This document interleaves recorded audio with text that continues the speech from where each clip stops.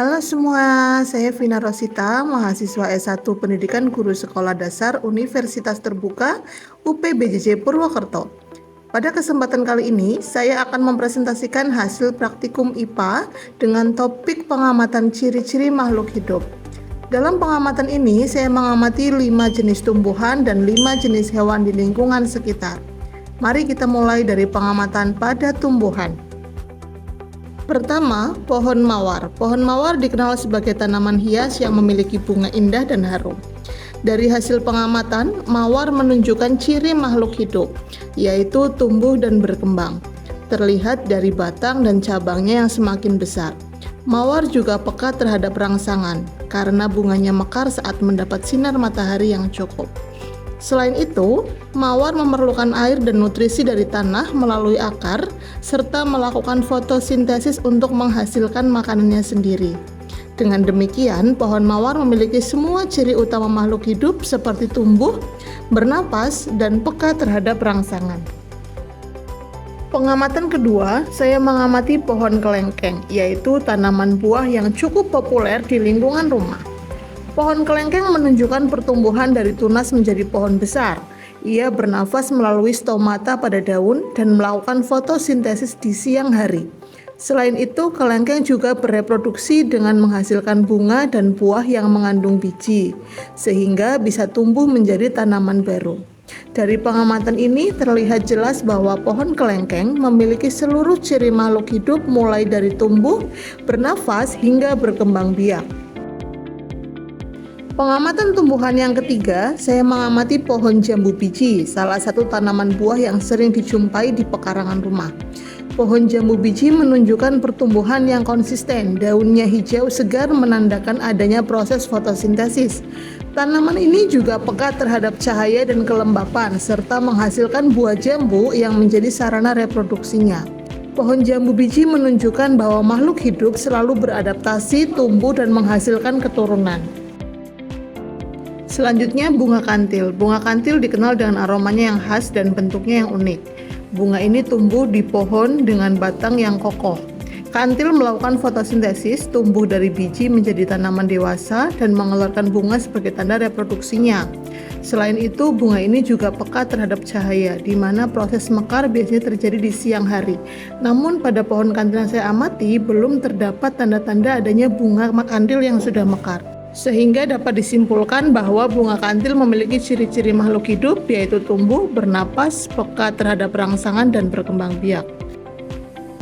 Untuk pengamatan terhadap tumbuhan yang terakhir, saya memilih bunga kenanga, di mana tanaman yang sering digunakan sebagai bahan wewangian ini menunjukkan pertumbuhan yang baik pada tempat dan cahaya matahari yang cukup. Kenanga melakukan fotosintesis, menyerap air dan nutrisi dari tanah, serta menghasilkan bunga wangi sebagai bagian dari proses reproduksinya, sehingga bunga kenanga menunjukkan ciri makhluk hidup dengan jelas, tumbuh, bernapas, dan bereproduksi. Untuk pengamatan selanjutnya kita beralih ke pengamatan hewan. Ada 5 hewan yang saya amati.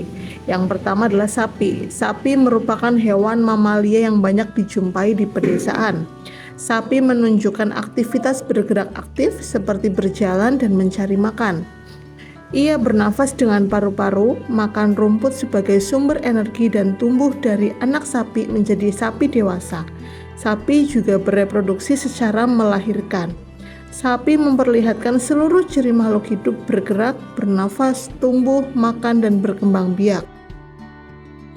Hewan berikutnya yang saya amati adalah burung. Burung bergerak dengan cara terbang menggunakan sayapnya. Ia bernafas dengan paru-paru dan kantung udara, serta memakan biji-bijian untuk memperoleh energi. Burung juga bertelur untuk berkembang biak. Burung ini memperlihatkan ciri-ciri makhluk hidup berupa bergerak, makan, bernafas, dan bereproduksi. Selanjutnya saya mengamati ikan, hewan yang hidup di air dan sangat mudah kita temukan. Ikan bergerak dengan sirip dan ekor, bernafas menggunakan insang, serta mendapatkan makanan dari plankton atau organisme kecil di air. Ia bertelur sebagai cara berkembang biak. Dengan demikian, ikan menunjukkan ciri makhluk hidup seperti bernafas, bergerak, makan, dan bereproduksi. Hewan keempat yang saya amati adalah laba-laba, salah satu jenis hewan antropoda yang unik. Laba-laba bergerak menggunakan 8 kaki, bernafas dengan trakea atau paru-paru buku dan memakan serangga kecil yang terperangkap di jaringnya. Selain itu, ia juga peka terhadap getaran yang terjadi di jaringnya sebagai bentuk respon terhadap rangsangan. Laba-laba memiliki ciri makhluk hidup berupa bergerak, bernafas, makan, peka terhadap rangsangan, dan berkembang biak. Pengamatan hewan yang terakhir yaitu semut alates atau semut terbang. Semut bersayap yang biasanya muncul saat musim hujan. Semut alates bergerak dengan cara aktif, baik berjalan maupun terbang. Ia bernafas melalui trakea, mencari makanan, serta berkelompok dan berproduksi untuk membentuk koloni baru. Semut alates memperlihatkan semua ciri makhluk hidup termasuk bergerak, bernafas, makan, dan berkembang biak. Dari seluruh pengamatan 5 tumbuhan dan pengamatan 5 hewan, dapat disimpulkan bahwa semua makhluk hidup memiliki ciri-ciri utama, yaitu tumbuh, bernafas, bergerak, peka terhadap rangsangan, memerlukan makanan sebagai nutrisi, dan berkembang biak.